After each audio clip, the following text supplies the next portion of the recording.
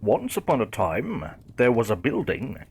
Deep in the dark woods it was nestled, far away from prying eyes and eyes that would rather see other things. Old and imposing it was, a Gothic monument of cold grey stone, huddled there between the looming pines. Its hallways were narrow and lined with locked doors of thick, ribbed metal, and behind each of those doors was a little room, and in each room was a bed and a toilet and a single beating heart. She was curled up on that bed, leaned back against the wall, not moving. Her hands twitched like spiders in her lap as she whispered a poem to herself, again and again.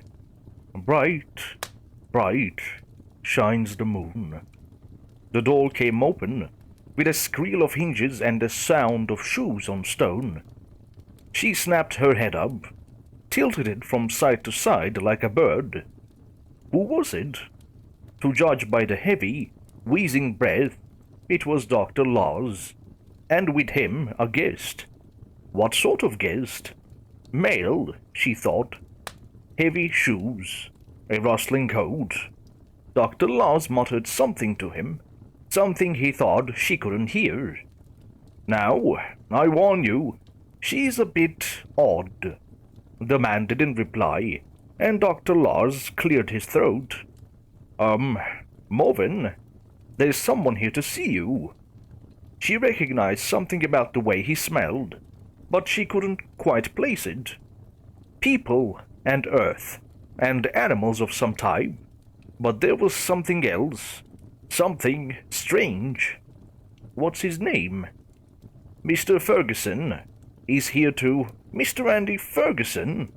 He spoke now, and his voice was so instantly recognizable that she wished he'd spoken sooner. The same. How is your youngest son doing? He's doing better, thank God. The chemo really seemed to help. He trailed off, murmuring to Dr. Laws. Why did you tell her about that? I didn't. As I say, a bit odd. She turned her bandaged face from one to another. She loved listening to people talk, or anything really. Anything that could communicate, she could just sit and listen. For hours and hours. She remembered one story, a deep epic, in which there was a trialogue which lasted for days. Morven, Dr. Laws said, quite sharply, and she snapped herself back to what she presumed was the present. Mr. Ferguson would like to ask you a few questions. Please don't call me Morven. I don't know where you picked up that silly name, but it is not mine. As for the questions, she said, turning to Mr. Ferguson, 3 Tauceti and the spring equinox. That help? Mr. Ferguson was quiet for a moment, and she could hear Dr. Laws's beard scratch as he smiled. Or maybe frowned. It was difficult to tell with him, sometimes. Why, yes, it does, actually. Thank you. Of course. Do you need anything else? He hesitated, and she sensed he had gotten to the real reason for his visit. There is one thing. Have you heard of something called an ulos? At last, the point. She'd been wondering if he had found that yet. An ulos? Yes, I have. Do you want to hear that story? If you don't mind. She stood up from her mantis-like crouch, breathed in, breathed out, turned to them and began to speak. Once upon a time, there was a man. This man had a strange shape, wore strange clothes, said strange things. He had been called from his home, a dark place, far, far away, to a little town, and when he arrived, he asked the people why they had called to him. They told him that they required something from him, a small service, and that in return they would offer food and lodging. He accepted, and performed the service they required. Gradually, though, they became sickened by him. Who, they asked, would have such a shape? wear such clothes, say such things. They decided that they had made a mistake, and so they drove him out, into a house far outside of town, and there they left him. She was in the rhythm of it now, deadly calm, moving her hands and her feet and her head in complex pantomime, acting out the story as much as narrating it. For this, the storyteller used to say, was how stories were meant to be told. But not everyone abandoned him. The mayor's daughter, who brought the man food every week, listened to his strange tales of far-off places. She befriended him, and so, when she asked for his help at a price of his choosing, he accepted. And that night, under his guidance, she did things. Terrible, terrible things. She was tried, found guilty. She pleaded with them, saying that her crimes had been a necessary sacrifice. She told them that the man would bring them wonderful things, if only they would do as he said. But despite her cries, they hanged her and followed her last words to the house outside of town. They found the man there and killed him. It was easier than they thought it would be, for though his strange shape protected them from their weapons, he did not move or fight back. He just stood there, with a sad smile, and told them they were fools. No one knows quite what happened to the town after that, but they do know this. Each drop of the man's blood, splattered on the walls and the ground, was called an ulos, and each place an ulos fell.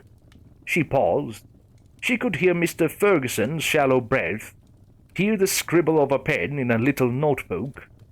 What happened where an ulos fell? She grinned, so wide that her cheeks pushed up against the bandages that covered her eyes. Each place an ulos fell, 1,000 cities, 1,000 civilizations disappeared into the dark. There was silence for a moment. She twitched her head curiously, from one to the other. Had she said something wrong? She had said wrong things before. People would ask her to tell a story, and she would, and they would get very angry. Mr. Ferguson was talking again. If you don't mind, may I speak to Morven? Alone? She heard Dr. Laws shrug. If you wish. She's relatively harmless. Will 5 minutes be enough? 5 minutes should be plenty. Dr. Laws walked slowly off down the hallway, and when he was gone, Mr. Ferguson stepped into the cell and closed the door. You say your name isn't Morven? No, it isn't. I don't know why the doctors call me that, but it's not my name. What is your name, then? An interesting question. She might have had a name, once, before, but if she had, she didn't remember it. I'm the storyteller's apprentice. I don't need a name. I see. Well, I'll just call you Morven for the time being, if that's all right. Fine. She shrugged and folded herself back down into a huddled bundle on the bed. Right, to business. I work for a group of people called the Late Revelationists, and you found an ulos, and you wanted to know more about it, so you asked Dr. Raimi where she gets her information from, and she sent you to me. Is that right? Crikey, stop doing that. Yes, that's exactly right, and we'd like you to come back and take a look at it. She grinned. An ulos? She hadn't actually been in the presence of one before. She'd heard stories, of course, the story of their origin, and the stories of what happened in places where they popped up. But she'd never actually been near one. What would it be like? Something like that. Morven? Oh, yes, please. How do you want to get me out of here? By car. A week from now. The Tanners will fill out the necessary documents under the names of your family and take you into their custody. Wonderful. She didn't really care about getting out, but she did care about going somewhere new. She had been wondering when this would happen, after all. And it wasn't just because this was how the story went, either. She wanted to be in the presence of the Ulos, wanted to feel its strange, alien nature. That was a once-in-a-lifetime chance, and she would almost rather die than miss it. Mr. Ferguson's voice cut into her thoughts again. Well, that's settled then. I'll see you in a week, I suppose. Okay. He walked out, and she ignored the shriek and boom of the door as it closed. She ignored Dr. Lars as he came back and locked it. Ignored the nurse as she came in later with dinner. The story of the Ulos had taken her mind to strange, far-off places, and she had no intention of coming back. The Tanners came a week later. Well, she presumed it was them. She didn't really pay much attention when she was brought to meet them. They drove her off in a stately black motor car, through the deep, cold woods, and down to where Black Arrow Ranch stood at the foot of the mountains. She had pulled herself back to reality at that point, more or less, and she felt the crunch of gravel under her shoes as they led her up to a large building. Porch boards creaked, old and tenuous. A doorframe squealed as Mrs. Tanner pulled it open. Beyond it was another door, and then a large room, with people breathing and murmuring at the other end. Her outstretched hands brushed rows of benches on either side, and was that... The storyteller has arrived. Morven, these are the twins. The twins. She listened to them, breathing in tandem up there on what she guessed was some kind of dice. They weren't the twins. Well, not just that. They were the conjoined minds. Only 10 there had been in history so far, all of them worshipped as oracles or demigods. And here she stood before a pair, like some kind of Babylonian prince. You are the storyteller? They spoke in tandem, too, as though they were one person with 2 voices. And behind them, the others spoke as well, in voices too low for even her to hear. No, not yet. She tipped her head back and forth, trying to get a better idea of where they were. I'm his apprentice. But you can tell us what we need to know? Probably. She leaned a hand onto one of the benches, trying to find something to ground herself. The voices in unison, coming from so close together, were throwing off her sense of direction. What do you need to know? You have been told why you were brought here? Yes, she tilted her head, so that she could only hear them with one ear. It helped, a little. You found an Ulos, and you want to know more about it. We wish to activate it, and we wish you tell us how. She supposed that made sense. That was what people usually wanted after all. Take me to it, then. It is sleeping. Sleeping? Dormant. It enters an inactive phase periodically. I didn't know they did that. She could feel their gazes hold on her for a long second, and the silent others staring as well. We were told that you were knowledgeable about such things. I guess. I think I am. I don't know everything, though. Just the stories. How long will it stay like that? It should reawaken within the week. Oh, good. They had moved slightly closer together, and it made the double voice a bit easier to listen to. Until then, you will remain here. A place has been prepared for you to stay. You will be notified when it awakens. All right. She felt Mrs. Tanner tap her on the shoulder, and she turned to follow her, relieved slightly to be leaving their presence. One of the people on the dice muttered something, and one of the conjoined minds snapped a response. Your opinion has already been considered. Do not question our judgment, Hartman. The Ulos awoke 3 days later. They kept it in a big building that she suspected they had built purely to house it, offset from the rest of the ranch and tucked into the shadow of the mountain. She felt that shadow for a moment, pleasantly cool after the heat of the field. but Mr. Ferguson was leading her too quickly for her to register it properly. And then, without so much as the creak of a door, they were inside. It was a strange place. Most wooden buildings acquired a particular environment with them. Musty smells and dust motes that gathered in the nose and throat. This building didn't have that, which meant either that it was very new or that something was preventing things like mold from forming. And to judge by the thing before her, it was not the former.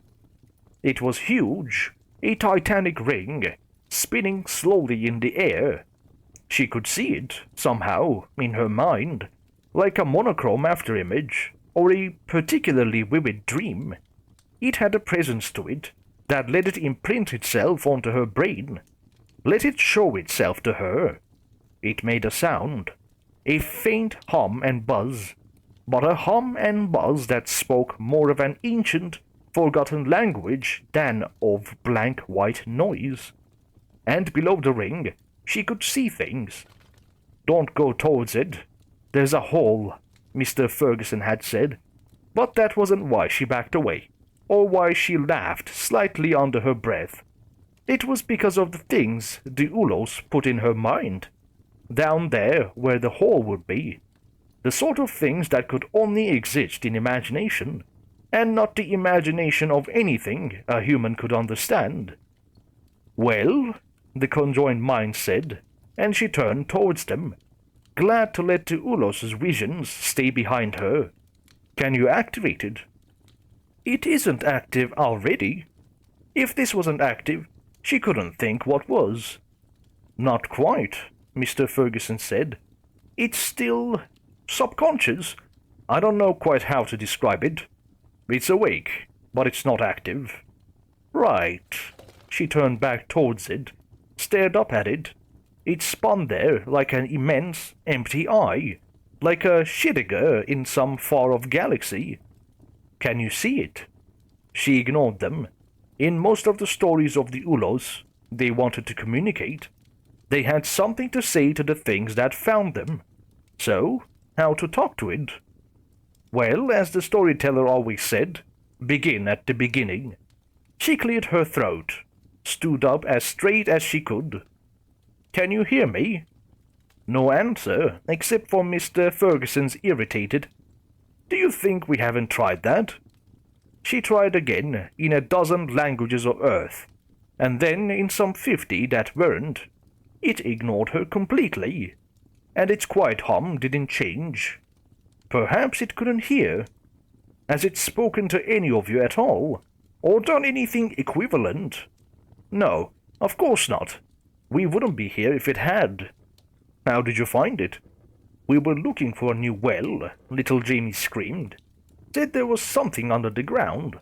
Said he could see it in his mind. It was just sort of there when we came back the next day, floating above the test hole. Both the ring and the hole have grown since then. Can I talk to Jamie, please? No, Mr. Ferguson swallowed. He went catatonic in his sleep the night after. He died the day before we came to you. She gritted her teeth, trying to pay attention to him. It seemed to get bigger when she didn't look at it, looming like a shadow, growing and growing. It felt heavy, made it hard to think. What have you tried already? We've tried talking to it. We've tried flashing lights. We've tried reading it passages from scripture and from certain other books. After you told us your story, we tried daubing blood on it. Nothing.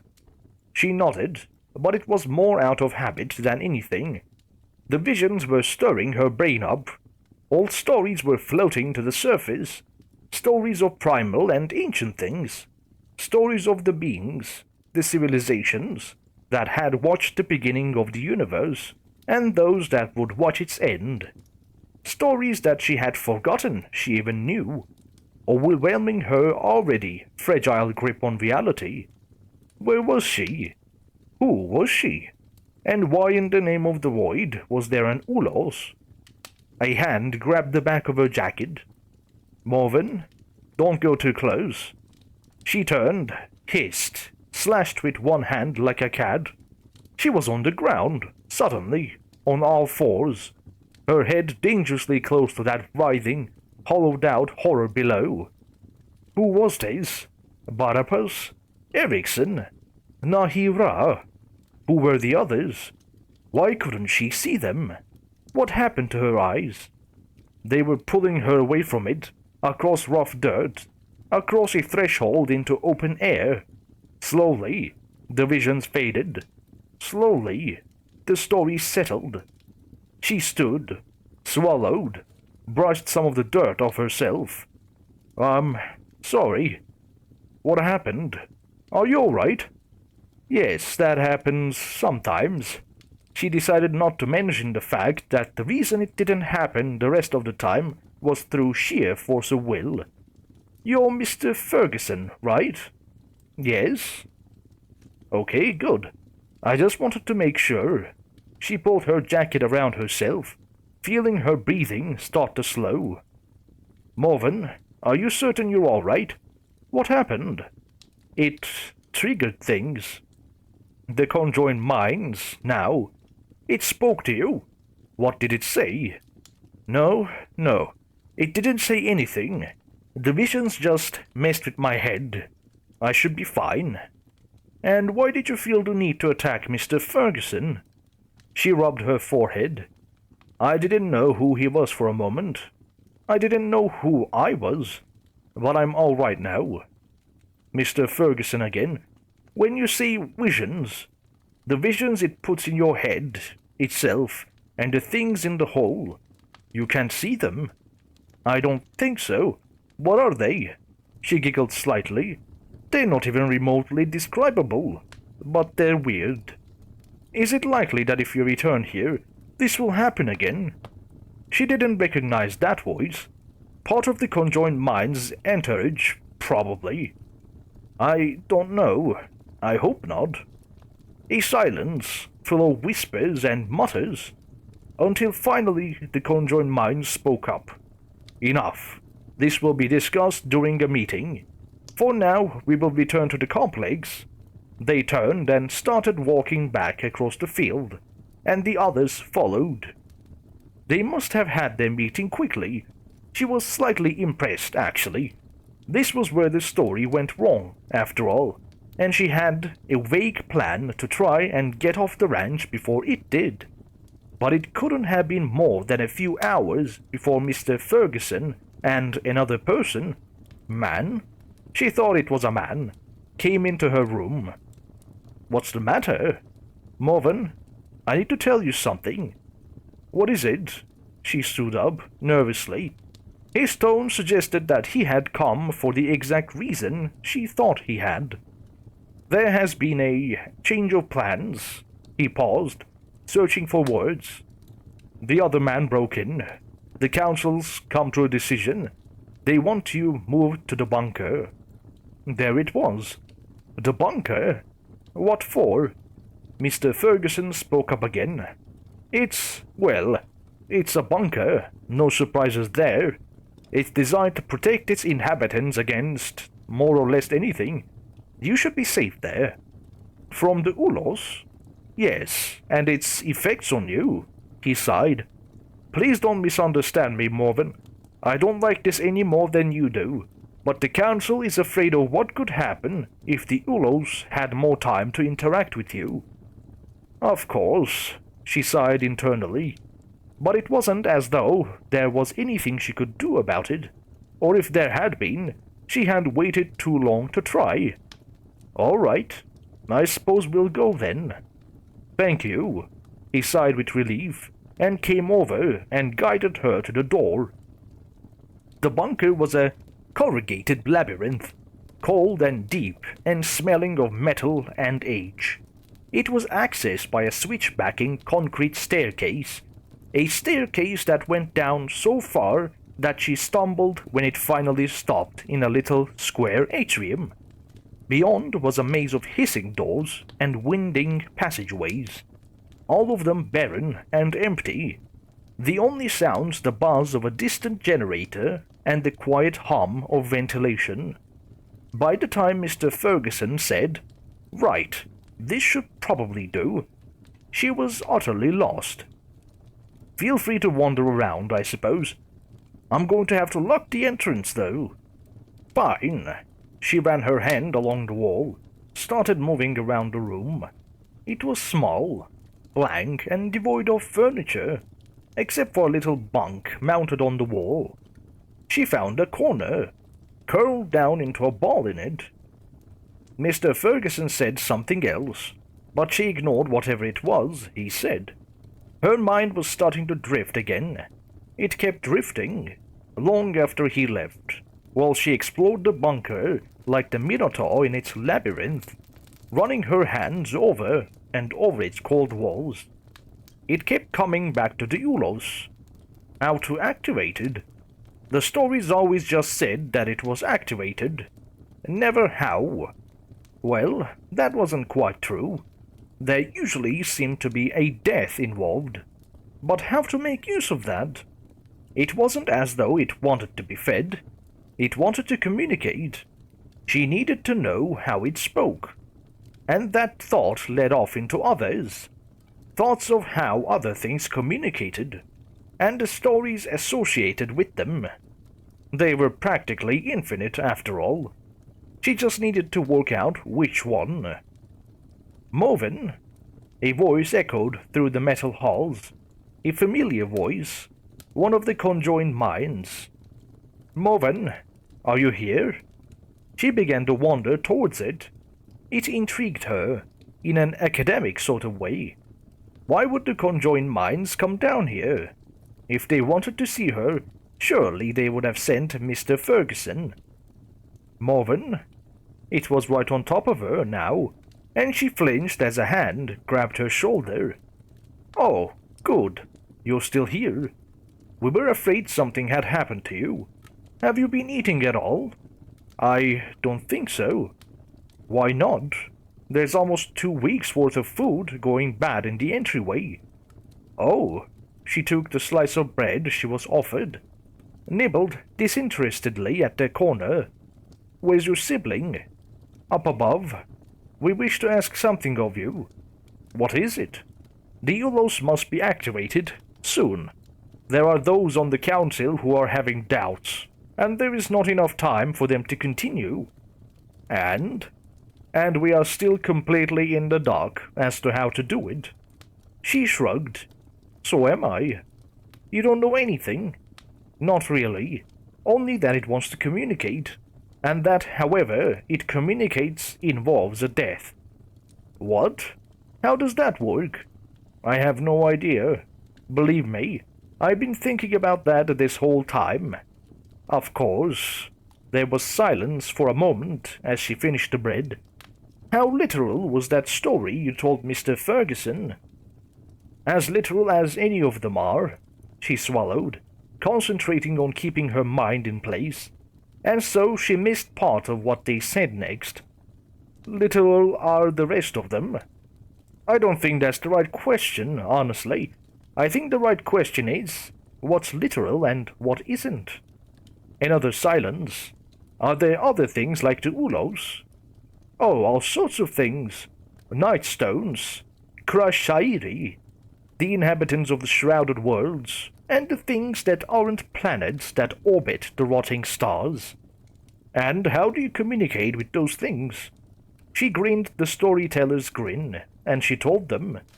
She told them the things they wanted to hear, and then she just started telling stories, weaving them into one another as the storyteller had taught her to do so.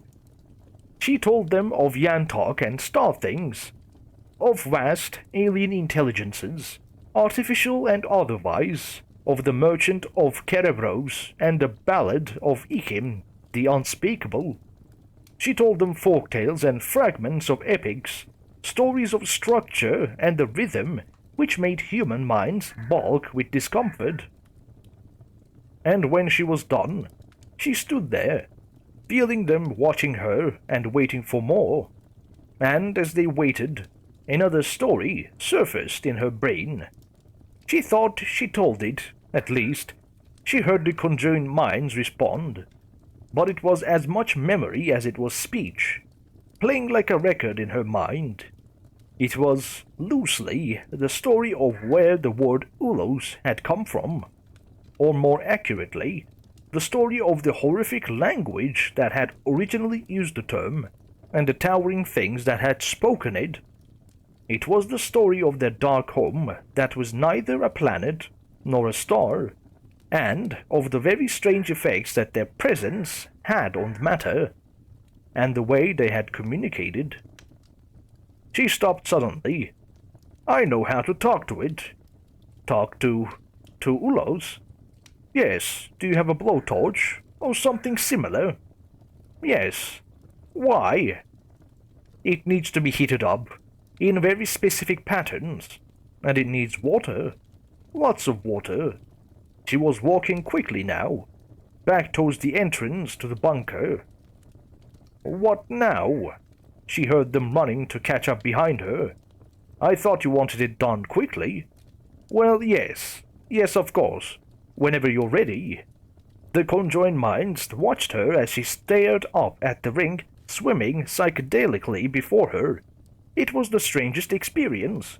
Visualizing something and being able to put your hand out and actually touch it.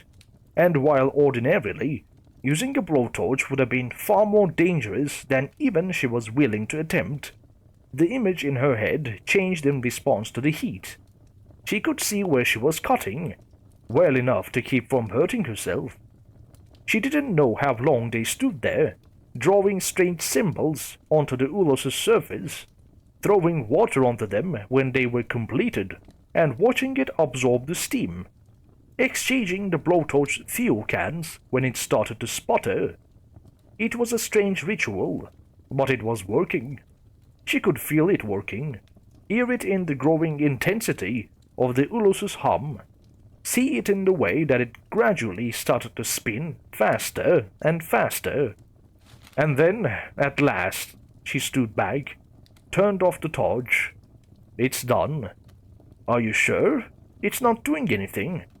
And she dropped the torch and ran.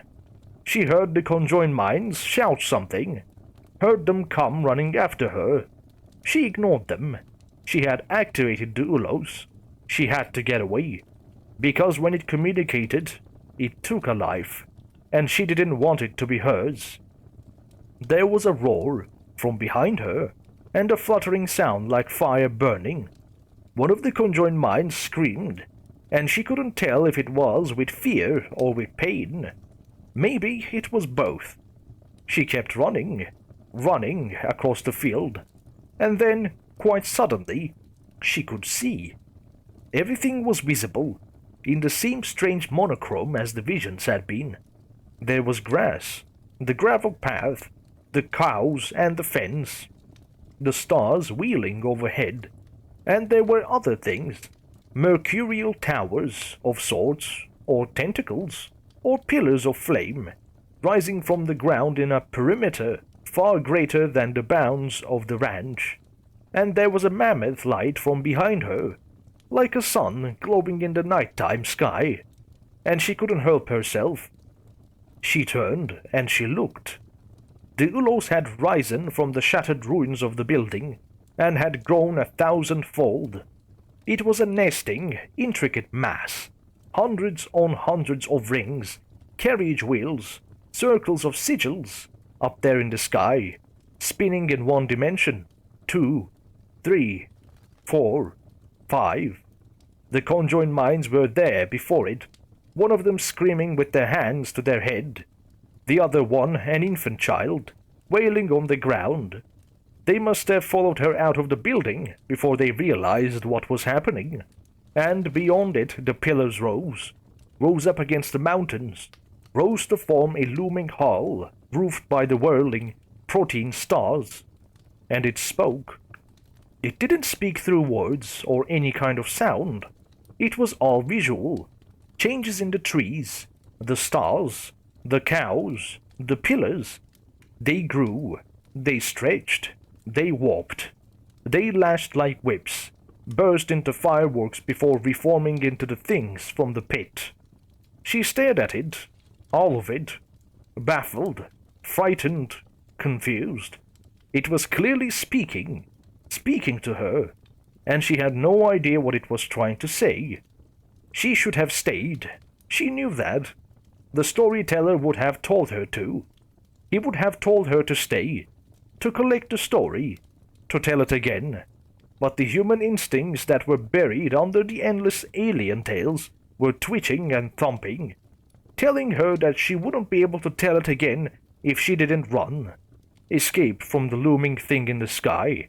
And so she stumbled backwards, turned, broke into a frantic sprint, knowing the whole time that she would never make it past the pillars before it grew bored, or angry, or simply finished speaking.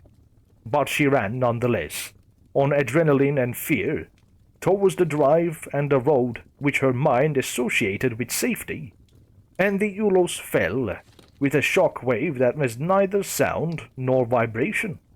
And where the Ulos fell, 1,000 cities, 1,000 civilizations disappeared into the dark.